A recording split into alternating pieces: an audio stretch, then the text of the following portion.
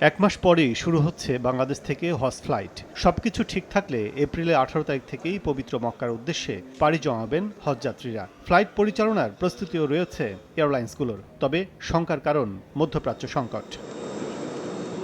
যুক্তরাষ্ট্র, Israel, Iran যুদ্ধে নিরাপত্তাজনিত কারণে প্রতিদিনই বাতিল হচ্ছে শত শত ফ্লাইট। চ্যালেঞ্জ তৈরি করেছে জ্বালানি সরবরাহে। সহসাই পরিস্থিতি স্বাভাবিক না হলে নির্ধারিত সময়ের হজ ফ্লাইট পরিচালনায় ব্যাঘাত ঘটবে বলছেন বিশেষজ্ঞরা। প্রেডিক্ট করতে পারছি না, কালকে কি হবে, পরশুদিন কি হবে আমরা জানি না। বাট হ্যাঁ, একটা বিপর্যয়ের মধ্যে যে আছে সেটা আমরা সবাই জানি। মধ্যপ্রাচ্যের অবস্থা কি হবে, এতে করে মানুষ ট্রাভেল করবে কি না।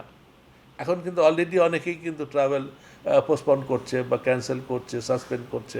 এখনও যদি এই যুদ্ধ অবস্থা প্রশমিত হয় তাহলেও কিন্তু এইটা একটা এই যে ফ্রি ফ্লোটা আসতে সময় লাগবে, অনেক সময় লাগবে। এদিকে হরমুজ প্রণালীতে জাহাজ চলাচলের নিয়ন্ত্রণ, বিভিন্ন দেশের তেল শোধনাগারে হামলায় সরবরাহ কার্যক্রম বন্ধে আতঙ্কিত বিশ্ব তাকিয়ে জ্বালানির দামে। বিশ্বে ঊর্ধ্বমুখী জ্বালানির দামের সঙ্গে এরই মধ্যে দেশেও জেট ফুয়েলের দাম প্রতি লিটারে অভ্যন্তরীণ ফ্লাইটে 17 টাকা ও আন্তর্জাতিক ফ্লাইটে 11 সেন্ট বাড়িয়েছে বিইআরসি। প্রভাব পড়ার শঙ্কা হজ ফ্লাইটেও। সাপ্লাই চেইন ম্যানেজমেন্টটা না হয়, তেলের দাম যদি অত্যধিক বেড়ে যায়, তারপরে ওয়ার সারচার্জ যদি ইম্পোজ হয়ে যায়, ইন্স্যুরেন্স চার্জ যদি বেড়ে যায়, তাহলে তো যে টিকিট প্রাইস নির্ধারণ করা হচ্ছিল আগে, যে যার ভিত্তিতে হজযাত্রীরা তারা বুকিং করেছে বা টাকা পয়সা দিয়েছে, সেই টাকাটা যে নির্দিষ্ট থাকবে এটাও বলা যাচ্ছে না। কিন্তু বিবিসির তথ্য বলছে 16 মার্চ পর্যন্ত সংস্থাটির কাছে সরবরাহযোগ্য উড়োজাহাজের জ্বালানি মজুত রয়েছে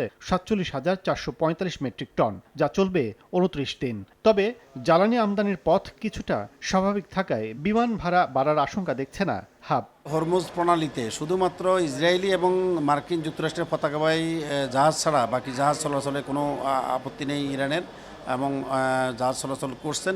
আমরা আশা করি বিষয়টি দ্রুত স্বাভাবিক হয়ে আসবে এবং জ্বালানি তেলের কোনো রকম সংকট হবে না, বা এই উসিলাতে বিমান ভাড়া বাড়ানোর মতো কোনো কারণ হবে না ইনশাল্লাহ।